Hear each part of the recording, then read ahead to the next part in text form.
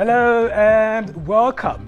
This is Gist Nigeria. Coming up, Kaduna train attack. We explore stories of victims as experts profile solutions. Also, gifted hands. Autistic boy displays self-taught artistic talents. Plus, looking good. More Senegalese men embrace male grooming products. And my name is Adetola Salau. Check me out. The social innovative entrepreneur promoting STEM education in Nigeria.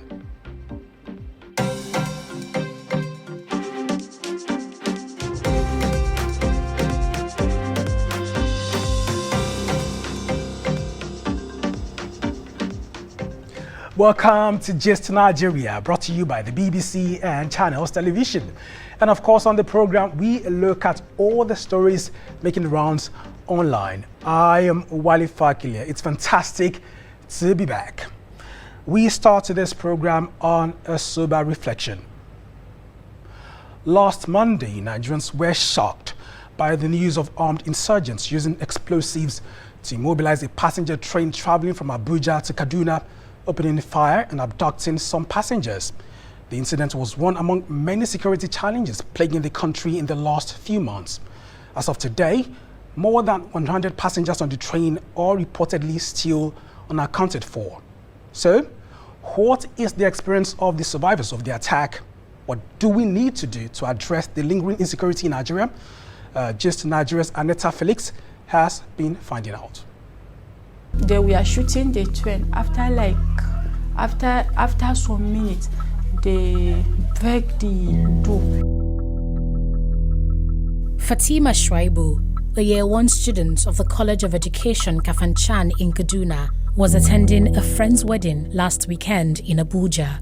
She booked the 6 p.m. train to return home on Monday, March 28th. But less than 30 minutes from her destination, the train was derailed by explosives, and then the rain of bullets began.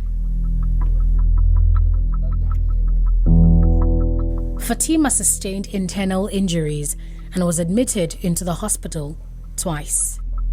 Since the incident happened, I was bleeding small. So in the hospital, they give me treatment for the leg. After 2 days, they discharge me and come back home. So the bleeding continuously is getting worse. Then we go back to the hospital again. I was admitted for 4 days. Mohammed and Miriam also recall their tales of terror. Na dai bari a zuciyata ta yi harbin ne ta yi ba harbi bane. Tunda dai na rike wurin na ci gaba da gudu kawai. Lokacin da na je na samu wuri na kwanta kenan. Na ji hannuna ya jike da jini. Wannan ce to wannan harbi. I see dead body. Someone was standing, he just fell down. When the soldiers came to him, he was dead. Fatima, Mohammed and Miriam were among 362 passengers validated for boarding on the attacked train. What really went wrong that day? Some criminals, bandits, have gone to lay improvised explosive devices along the rail track, and so the passenger train was immobilized. Who's responsible for security on the rail lines? Minister of Transportation Rotimi Amechi blames the attack on the absence of a 3 billion naira security installation. He also says that bad weather had impeded an Air Force patrol with the train. The Kaduna state government blames the insurgents, but security analyst Kabiru Ahmed faults them all. The level of security arrangement was clearly inadequate. The threat element were gunmen who sometimes come in their numbers up to on 30 bikes, each bike carrying about 2 to 3 persons. So sometimes we're talking of 90 persons, and each of them having either AK-47 or sometimes AK-49, and then with RPGs, rocket-propelled grenades. Now the security arrangement on that train at most would be 10 armed security personnel or slightly higher than that. So in no way capable of withstanding the attackers. The weekend before, on Saturday, March 26th, Armed men allegedly killed a security guard at the Kaduna International Airport. Local media reported that the airport was attacked, but the military said the incident occurred 6 kilometers away from the terminal point and outside the airport's perimeter fence. With the Abuja-Kaduna highway notorious for being an abduction trap, plus security issues at the airport, commuters naturally chose the rail option for its perceived safety. At least 8 people died in the train attack. Over 30 sustained injuries and many others were abducted. Presidential spokesman Garba Shehu says President Muhammadu Buhari is deeply pained by the attack and has directed the military to deal ruthlessly with the terrorist. In Kaduna, Governor Nasir El-Rufai's spokesperson Muyiwa Adekeye also condemns the terror attack and expresses the sympathy of the governor with all passengers and their families. As at the time of filing this report, it is still unclear who the assailants are in these attacks on Kaduna. But what is clear is that 2 separate government assets were assaulted within 2 days, leaving a trail of blood and bullets. Does the brazenness and proximity of these attacks have any implication on Nigeria's war on terror? It may be politically inclined in the sense that the drumbeats of the 2023 elections have already begun. Knowing that the ruling party rode on the platform of insecurity and security to win the 2014 and 2019 elections, it is very, very likely that whoever is behind this wants to show the weakness within both the Kaduna State governor and the federal government. Another victim of the train attack was Chinelo Megafu, a dental surgeon who was due to travel to Canada last week for a graduate degree. She managed to tweet about the train attack after she was shot, but she was trolled online and her tweet tagged by some social media users as fake news. The next day, Chinelo died from her gunshot wounds.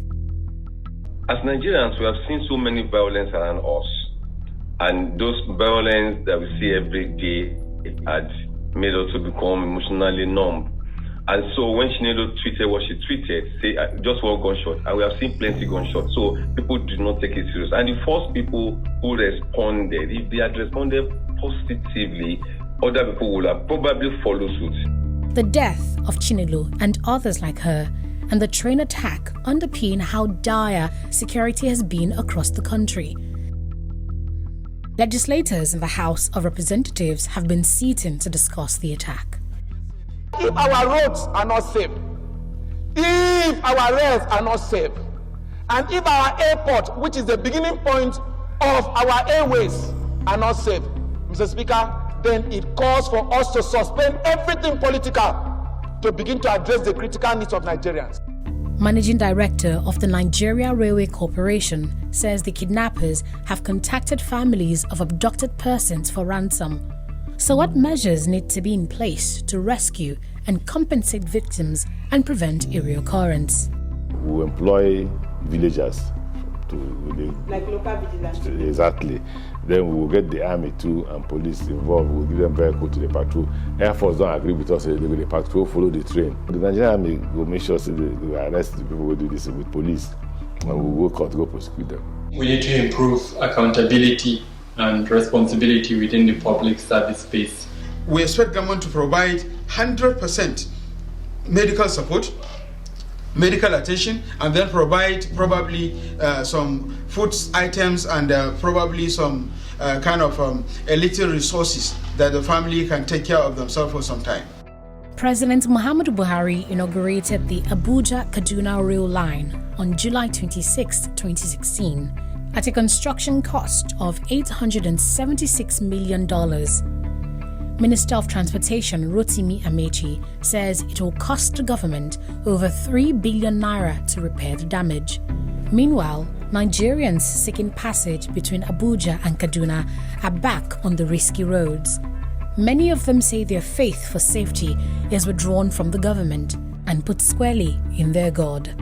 Aneta, Felix, Gist, Nigeria.